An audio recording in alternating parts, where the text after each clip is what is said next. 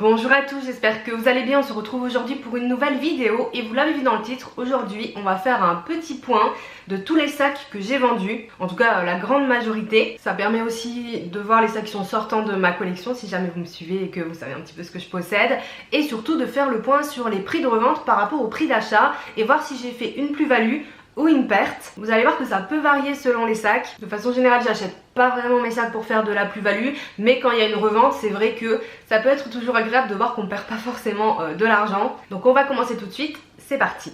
Alors cette vidéo, ça fait un petit moment qu'elle était notée dans mes vidéos à faire et j'ai vu que Mademoiselle Tweed a fait une vidéo similaire quand elle a vendu quasiment l'intégralité de sa collection de luxe, et j'ai trouvé ça super intéressant aussi de voir les plus-values et tout. Alors là on était vraiment sur du luxe, donc c'est quand même pas du tout la même échelle que moi. Moi j'ai des sacs de luxe mais pas mal de seconde main et après des premiums, donc on n'est pas non plus sur la même chose, mais j'ai trouvé sa vidéo super intéressante, donc ça m'a un peu motivée aussi pour que je vous prépare celle-ci, parce que ça a été un peu de préparation de rechercher dans les archives de vente, etc. les prix d'achat et les prix de revente. Donc si ça vous intéresse, on va commencer tout de suite. Alors il n'y a pas vraiment d'ordre d'achat ou autre pour les sacs, parce que honnêtement j'ai trouvé les infos, un peu en vrac, ça a déjà été une nouvelle fois beaucoup d'infos à regrouper, donc il n'y aura pas forcément d'ordre. Le premier sac dont je voulais vous parler, c'est le Kaba Prada Vintage. Alors pareil pour les dates d'achat, je les ai pas notées et je m'en souviens pas forcément des années et compagnie, mais bon bref. Donc ce sac, si vous vous en souvenez, si vous me suivez depuis un petit moment, ça a été un des premiers sacs que j'ai rénové, c'est-à-dire c'est un sac que j'ai reteint entièrement, qui était blanc à la base, que j'ai acheté pour ça, hein. Je l'ai acheté pour le reteindre, pour m'essayer un peu à la rénovation. Je voulais voir ce que ça donne et c'était aussi pour une petite expérience personnelle, et j'ai adoré faire cette rénovation. Donc je l'ai pas vendu tout de suite, j'ai gardé plusieurs années, alors que honnêtement j'utilisais pas vraiment parce qu'il était quand même assez lourd, et finalement je me suis dit bon bah vraiment tu utilises pas, au bout d'un moment il faut le vendre pour essayer de récupérer un petit peu de sous pour acheter un autre sac. Généralement c'est ça qui déclenche un petit peu chez moi la vente, hein. Donc au niveau de ce sac, je l'avais acheté 100 € et je l'ai revendu 200 €. Donc j'ai fait une plus-value, si je puis dire, de 100 € sur ce sac, donc je suis super contente, sachant que ce que j'ai pas pris en considération, c'est l'achat de matériel pour la teinture, qui peut quand même coûter assez cher. Je sais pas vraiment pour combien j'en avais eu, là de tête je sais pas, mais je pense que comme c'était mon premier achat de matériel, de teinture, de juve à cuir, tout ça, de savon, peut-être que j'en ai eu à peu près pour 30-40 €, peut-être plus, je sais pas.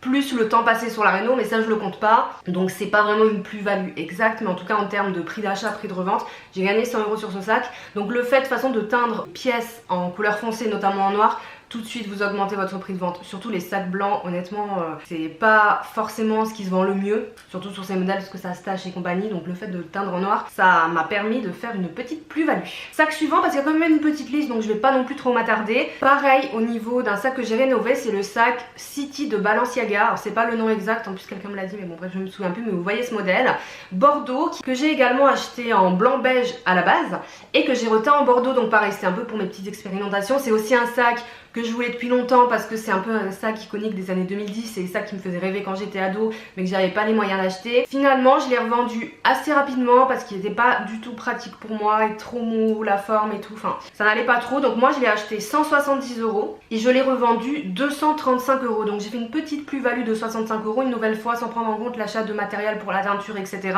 Mais c'est quand même pas trop mal. Pareil, de le teindre dans une autre couleur, ça lui apportait une plus-value par rapport au blanc. Il n'était pas abîmé au niveau du cuir et tout. Si vous achetez des sacs pour faire des rénaux, faites attention qu'il n'y ait pas de trous, etc.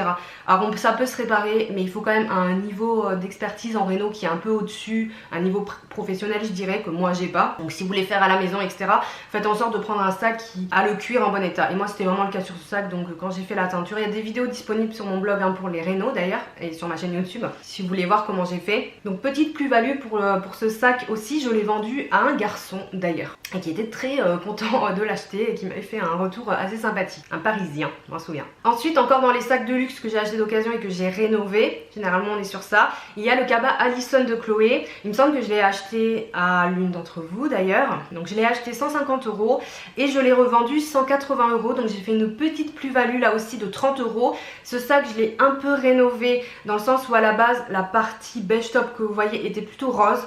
Donc j'ai juste ajouté une petite, un petit produit teintant revendre pour le passer un peu top parce que j'aimais pas trop le rose. Donc c'est pas non plus une grosse réno, j'ai pas vraiment mis de teinture mais ça avait bien marché. Et aussi pareil, le fait qu'il soit plus neutre et moins rose, ça m'a peut-être permis de le vendre un peu plus facilement avec cette petite plus-value de 30 €. Une nouvelle fois, après j'achète pas les sacs pour les revendre ni dans le cadre des rénovations, mais je fais quand même un peu attention quand c'est des sacs à rénover de me dire que je vais au moins pouvoir récupérer ma mise de départ. Ensuite, il n'y a pas que de la plus-value, vous allez voir là, ça commence un peu à dégringoler. Le sac Brioche Longchamp qui est le dernier sac que j'ai vendu, donc c'est un sac, c'était un coup de cœur pour moi, ce verre, ce sac, et finalement à l'usage il est devenu un peu grand pour moi, avec la chaîne était un peu lourd, j'avais du mal à l'utiliser en crossbody, il était un peu long. Voilà, je me suis résolue à le vendre. C'est un sac qui vaut très cher, neuf, et je crois qu'il est plus vendu d'ailleurs, il était à peu près à 700 €, donc très cher.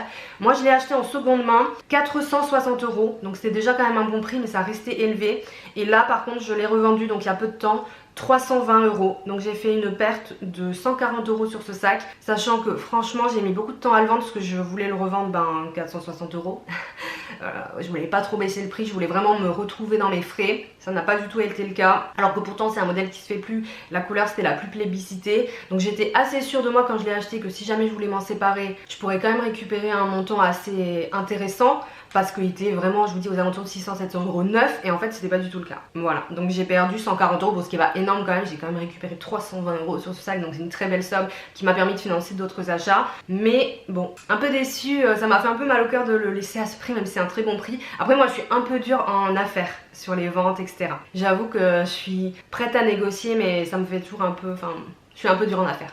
Ensuite, chez Pollen, j'avais acheté le numéro 10 Obo. Donc ce sac, je vous en ai parlé si vous suivez mes vidéos. Je le voulais absolument, c'est moi un coup de cœur. Je voulais cette finition curlisse avec les surpiqûres beige. Et en fait, je l'ai acheté en seconde main parce que pareil, il est discontinué. Et franchement, il m'allait pas du tout. Enfin, pareil, au niveau de l'utilisation et tout, en fait, je l'adore, hein. Franchement, je le trouve trop beau et tout, mais ça le faisait pas. Donc du coup, je l'ai acheté en seconde main puisqu'il était plus disponible à la vente quand je l'ai acheté. 318 € et je l'ai revendu 300 €. Donc j'ai une petite perte de 18 €. Je l'ai revendu après sur Vestiaire Co, il me semble, donc forcément avec les frais vendeurs et tout, ça vous plombe les prix. Quand je vous dis j'ai revendu 300 €, c'est ce qui a été dans ma poche, hein. C'est pas ce que l'acheteur a payé, il a payé plus cher parce qu'il y a les frais Vestiaire Co qui sont très élevés. En fait c'est ça, c'est un peu pénible sur Vestiaire Co parce que je suis toujours obligée de gonfler beaucoup les prix. C'est pour ça que des fois j'ai un peu plus du mal à vendre par rapport à Vinted, mais ça dépend des pièces, parce que je gonfle les prix pour me retrouver dans mes frais. Bref, petite perte de 18 €, donc ça pourrait être pire, donc je suis très contente parce que bon, 18 €, voilà, pour moi je suis rentrée dans mes frais. Ensuite, un très vieux sac, pareil, que je me suis résolue à vendre, mais pour le coup après des années, c'est le cabas en cuir beige Vanessa Bruno. Donc ça c'est un sac que j'ai acheté quand j'étais au lycée avec mes petits boulots d'étudiant. C'est un sac qui a une valeur vraiment sentimentale, que j'ai acheté, alors j'ai noté, mais bon ça fait 10 ans, hein, donc je suis peut-être plus très sûre, un prix d'achat à 290 €, et sachez que ces sacs se revendent très mal. Je l'ai revendu 120 €, sachant que c'est un modèle en cuir, c'est pas un modèle en toile, il était pas vraiment abîmé, un peu au niveau des paillettes, mais le cuir était impeccable. Donc j'ai perdu 170 € sur ce sac, mais en soi je l'ai porté, mais même plus de 10 ans, j'ai dû le porter 15 ans. Donc franchement je l'ai rentabilisé dans le sens où je l'ai porté à fond. Et finalement, enfin, cette perte de 170 €, elle a pas vraiment de sens parce que je l'ai vraiment utilisé. Et franchement, je voulais pas le vendre pour le côté sentimental, mais après je l'utilisais pas, j'avais besoin de place. J'ai quand même gagné 120 € et c'est pareil, c'était pour cagnotter pour un autre sac, je sais plus exactement lequel. Donc bon, mais j'ai encore deux de mes sacs d'ado entre guillemets, donc le long champignage que je pense que je ne revendrai jamais, et le Gérard Darel 24 heures. Mais pour le coup, le Gérard Darel, je peux encore le porter tout là, le long champ. À chaque fois que j'ai le Vanessa Bruno, à chaque fois que j'essaie de le porter, trop lourd quoi, il se met pas à l'épaule, enfin au bras et tout. Déjà le sac est lourd, vous le remplissez, il est lourd, enfin vraiment. J'ai essayé de le reporter avant de le vendre, je voulais être sûre, mais ça ne le faisait pas. Encore une belle plus-value pour un sac de luxe vintage.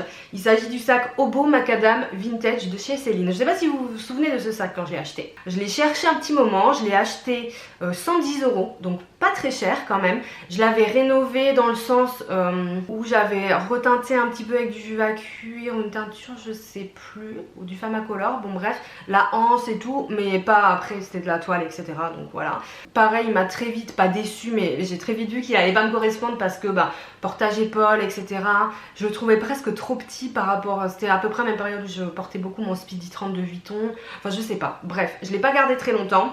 Donc pour rappel, je l'ai acheté 110 € et je l'ai revendu 300 € ce sac, c'est ma plus belle plus-value, une plus-value de 190 € quand même, donc j'étais hyper contente. Je savais que je l'ai acheté à un prix très peu cher, 110 € et que je pouvais le revendre plus cher. parce qu'en fait c'est le moment où le monogramme Céline avec le logo Triomphe comme ça revenait à la mode. Donc en fait finalement j'ai été dans un bon timing, c'est aussi pour ça que je fais cette vidéo, parce que tout est une question de timing, etc. C'est revenu vraiment à la mode, c'est pour ça que je l'ai revendu si vite. Et vous allez voir que maintenant c'est plus vraiment le cas, je vais vous expliquer avec le dernier sac. Je poursuis là encore une petite baisse avec un sac de chez Lancaster, c'est le Kaba Maya, c'est un sac que j'ai adoré. C'est un sac qui n'est pas en cuir, qui est en simili cuir, que j'ai acheté 75 €, il a augmenté au niveau des prix, à l'époque neuf, et que j'ai revendu 50 €, donc j'ai fait une petite perte de 25 €. Mais sur ce genre de sac Lancaster pas en cuir petit prix, c'est pas si mal.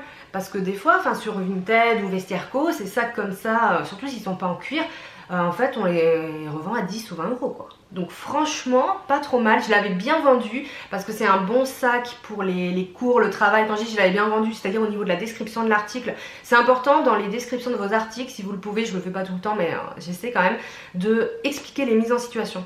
Ce sac peut être parfait pour ceci, cela, nanani, nanana, ou si vous avez tel style. Et ça aide les gens à se projeter. Donc bon, une perte de 25 €, mais pas si mal par rapport à l'article que c'est. Là encore, une grande déception pour moi en termes de vente, même si la perte est pas énorme. C'est le sac Clark Grand Modèle de Cézanne. Donc ça c'est un sac qui me faisait rêver il y a quelques années, et clairement j'avais pas les moyens pour ce sac parce que Cézanne c'est quand même cher, ça a été un iconique. Et quand j'ai eu un peu plus les moyens, je l'ai acheté de seconde main, je l'ai quand même acheté 285 €. Par contre mon erreur c'est que je l'ai acheté, j'ai pas été super vigilante je pense au niveau de l'annonce parce qu'il était pas en super état. Au niveau du cuir et tout il était pas affreux, mais il valait pas 285 € pour l'état. Déjà, mais bon c'est un peu les prix auxquels il se revendait à l'époque. J'ai pas regardé maintenant mais je pense que vraiment on n'est plus du tout sur ces prix.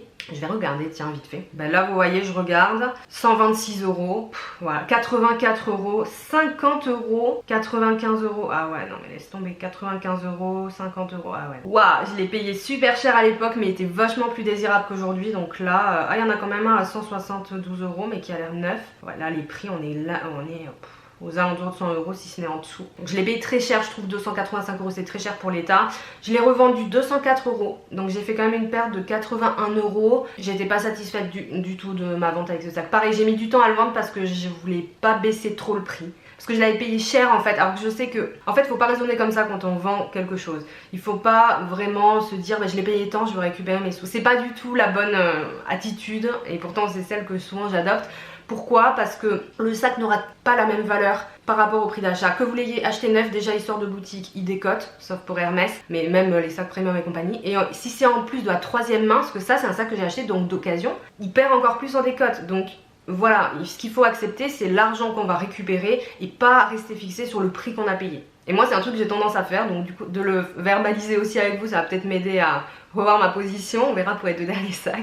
Bref, une petite perte pour ce sac. Donc là on est sur un total entre ce que j'ai gagné et ce que j'ai perdu de moins 49 € sur le total des sacs que je viens de vous présenter. Donc j'ai fait une perte de 49 €, ce qui en soi est pas affreux non plus par rapport, enfin vous voyez il y a des sacs sur lesquels je me suis vachement bien débrouillée. J'ai encore deux sacs à vous présenter, ils sont en vente mais je les ai pas vendus au moment où je filme, donc je les ai pas inclus dans le calcul. Donc voilà, donc ce qu'il faut retenir c'est que c'est compliqué de faire de la plus-value, ça peut arriver sur certains sacs à tel moment ou si vous tombez sur tel acheteur, et ça c'est le facteur chance, c'est clair, et ça dépend aussi beaucoup des tendances. Là j'ai mis deux sacs en vente que j'ai pas encore vendus, donc le sac Bowling Triomphe de Céline en toile.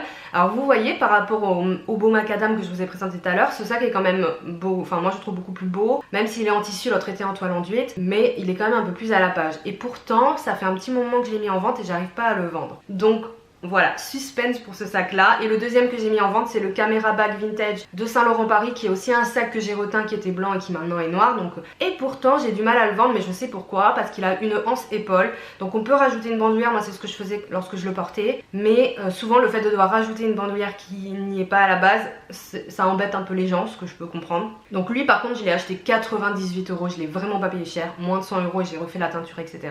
Parce qu'en plus je l'aime beaucoup, mais bon j'ai acheté le Camera Bag Lou de chez Saint Laurent pour le remplacer. À voir pour ces deux derniers sacs, quoique moi je suis pas trop du genre à beaucoup baisser, je suis plus du genre à attendre, parce que les sacs que je vous ai présentés, il y en a j'ai mis des mois ou presque un an à les vendre. Mais je suis quelqu'un de très patient par contre sur ces trucs là, je suis rarement pressée et je vends Des fois je vends les sacs pour récupérer de la trésorerie pour un achat. Par contre je les brade pas non plus parce que je suis pas dans l'urgence. Enfin je veux dire, si c'est pour un autre achat de sac, il n'y a clairement aucune urgence. Donc je relativise à ce niveau là. Voilà, j'espère que vous aurez peut-être trouvé cette vidéo intéressante, que vous aurez peut-être des éléments de comparaison avec vos propres ventes. Dites-moi si vous faites généralement des plus-values sur vos sacs luxe, premium, parce qu'on est quand même pas sur la même gamme de prix ou pas.